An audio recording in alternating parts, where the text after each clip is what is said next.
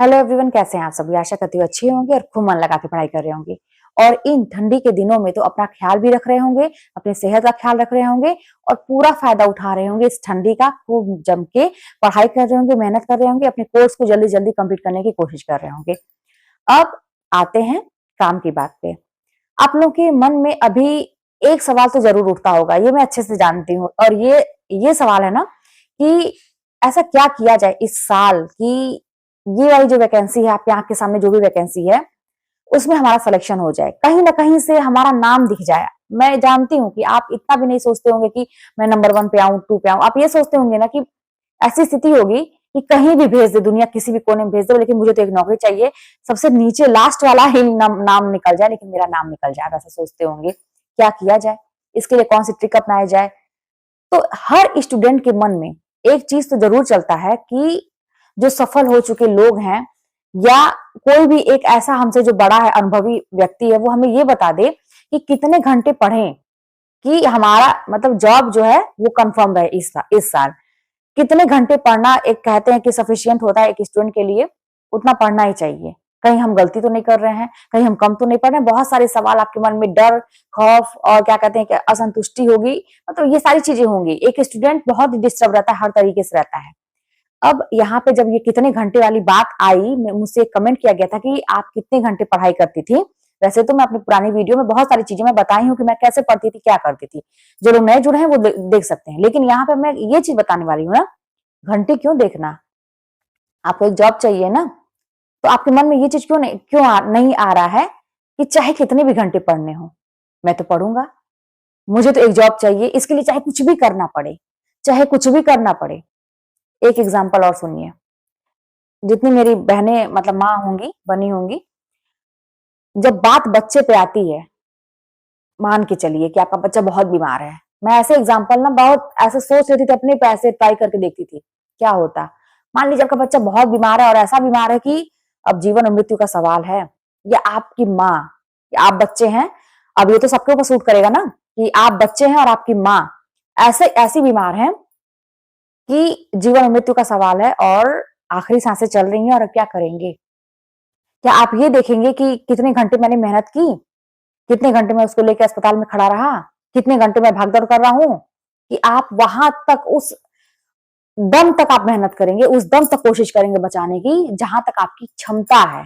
आप यही सोचेंगे कि कितना भी पैसा लग जाए, कितनी भी मेरे पास एनर्जी है वो लग जाए, कितना भी समय लग जाए, चाहे कुछ भी हो जाए, अपना बिल्कुल भी ध्यान नहीं रखेंगे। आप मतलब जी तोड़ मेहनत करेंगे अपनी माँ को बचाने के लिए, अपने बच्चे को बचाने के लिए, अपने पिता को बचाने के लिए, या जो भी आपका फैमिली मेंबर जो भी आपके बहुत करीब है, जिसको आप बहुत मानते हैं। तो फिर ये जॉब भी हमारी उसी, समझिए ये जॉब वो चीज है ना जो हमारे फैमिली मेंबर को 2 वक्त की रोटी देती है, इतनी इंपॉर्टेंट है।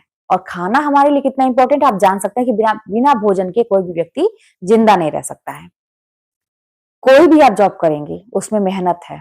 क्या अभी प्राइवेट स्कूल में अगर आप पढ़ाते हैं, कहीं प्राइवेट कंपनी में काम करते हैं, तो अगर बॉस आपको एक खूब स्ट्रिक्ट ऑर्डर दे देता है कि ये काम करना है, तो घंटे देखते हैं वहां पे, मजबूरी में करते हैं, मन गिराते हैं, लेकिन बड़े हौसले के साथ काम करते हैं।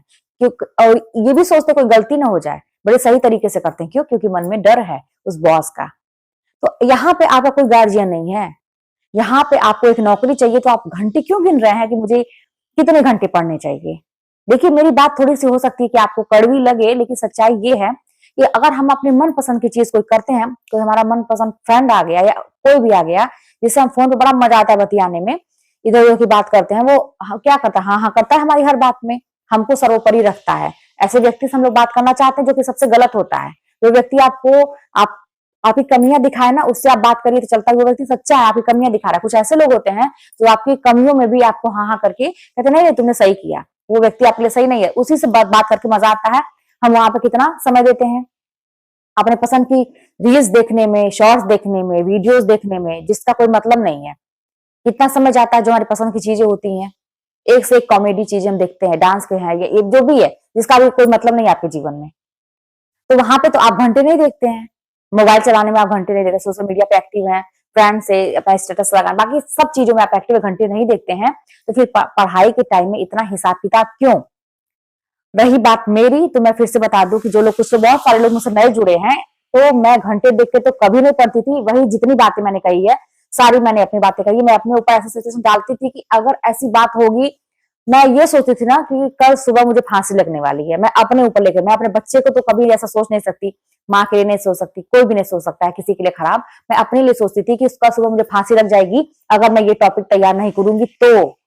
और इस चीज को मैं रियल समझती थी। मैं बहुत काल्पनिक हूँ, मैं कल्पना में मैं कुछ भी कर सकती हूँ, मेरी एक कमजोरी थी। मैं हमेशा खुली आंखों से सपने देखती थी, और बंद आंखों से सपने देखना तो अलग की बात है। मैं बैठे बैठे बहुत उड़ान भरती थी और बहुत ऊंचे ऊंचे ख्वाब देखती थी। इसी के चक्कर में कभी कभी मेरा बहुत समय बर्बाद होता था। मैंने अपनी इसी चीज को अपनी ताकत बनाया, अपनी काल्पनिक जो शक्ति है मेरे अंदर, इसको मैंने अपनी ताकत बनाया। मैं कल्पना कर लेती थी, मुझे पूरी किताब कैसे सारी चीजों को मैं कंठस्थ कर लेती थी कल्पना कर करके। आप मेरी पुरानी वीडियोस देखिए, मैं सारी चीजें बताएंगे, कैसे मैं ट्रिक बनाती थी, कैसे कहानी बताती थी। मैं जिसको महादेवी वर्मा है, आचार्य रामचंद्र शुक्ल है, आचार्य प्रसाद द्विवेदी जी हैं, जयशंकर प्रसाद है, जितने भी लेखक कवि जिसका भी आप नाम ले लीजिए, मैं कभी देखी या नहीं देखी, फोटो भी अगर नहीं देखी, तब भी मैं उनको ऐसा महसूस करती थी कि वो मेरे सामने हैं। उनके जीवन परिचय के विषय में उनकी जो स्ट्रगल है उसको मैं ऐसे अपनी आंखों से देखती थी पढ़ते समय। उनकी रचनाओं को याद करती थी, तो एक से दूसरे से लिंक कर करके एक ऐसी कहानी बनाती थी जिसकी कहानी का दृश्य मेरे आंखों के सामने होता था, और मैं इतनी बार रिवीजन करती थी कि वो चीज मेरे दिमाग में बैठ जाता था। तो मैं ये सोच के पढ़ती थी कि भैया, अगर जो पहले बात, मैं टाइम टेबल बनाती थी एक दिन पहले कि कल मुझे क्या क्या टॉपिक कंप्लीट करना है, और मेरा टाइम टेबल कई तरह का रहता था। एक मेरा पर्सनल रहता था कि मैं क्या करूंगी, एक जो सर का जो वीडियोस वगैरह देखती थी, नोट्स बनाना, वो अलग का काम था। ये नहीं कि मैं लिख रही हूँ तो वो भी उसमें जोड़ूंगी, नहीं। और अलग से जो मैं टेस्ट देती थी उसका अलग टाइम टेबल था कि उसमें जो टॉपिक दिया उसको अलग तैयार करना है। मेरा जो पर्सनल रहता था उसको मैं यही सोच के पढ़ती थी कि भाई, अगर आज ये मतलब आज के डेट में जो मैंने डेट डाला है कंप्लीट नहीं हुआ तो कल मुझे फांसी हो जाएगी, और मुझे किसी भी हाल में करना है तो करना है।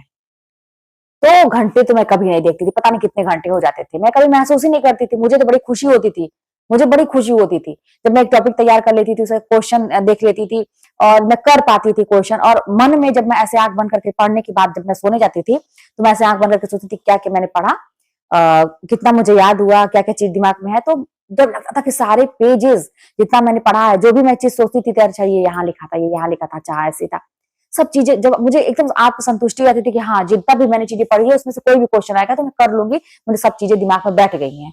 इतनी खुशी होती थी कि मैं एक्साइटेड रहती कल के लिए कि क्या करना है इसके आगे। मैं एक दिन 2 पेज पढ़ती थी, तो अगले दिन मैं टाकर 3 पेज पढ़ूंगी, फिर 4 पेज पढ़ूंगी, 5 पेज पढ़ूंगी, ऐसे करते करते मैं बहुत ज्यादा इतने इतने पेज में ना लास्ट मोमेंट पे, जब जानते हैं सिलेबस जब शुरुआत में कठिन इसलिए लगता है कि जब हमें कोई चीजें दिमाग में बैठती नहीं है। एक टाइम इतना रिवीजन आप करिए कि जब चीजें दिमाग में बैठ जाएंगी ना, चीजें जैसे कहते हैं ना, एक के बाद 2 हमारे मुंह पे आता है, 2 के बाद 3 हमारे जबान पे तुरंत आता है, क के बाद ख आता है, ग आता है, अपने आप आता है, ए के बाद बी ही आएगा, सी डी आता है ना। इतना हमने रिवाइज किया कि इसकी जरूरत नहीं है, हमें तुरंत पता है कि आगे क्या करना है।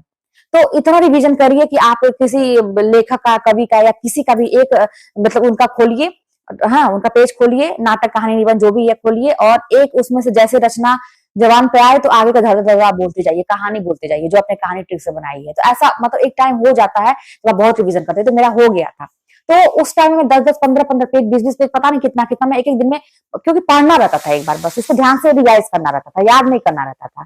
और शुरुआत में आपको दिमाग लगा लगा के ट्रिक बनाना है, समय देना पड़ता था, टाइम लगता है, तो घबरा के चीजों को नहीं करना है आपको। आप ये मत देखिए कि कितने घंटे हैं, क्या है क्या नहीं है, बस आप ये ध्यान दीजिए कि मेरा टॉपिक तैयार हुआ कि नहीं, मुझे चीज समझ में आई कि नहीं। तब तक पढ़िए जब तक चीजें समझ में आ जाए। तो फिर चलिए मिलते हैं नेक्स्ट वीडियो। मेरे ख्याल से आपको आंसर मिल गया होगा।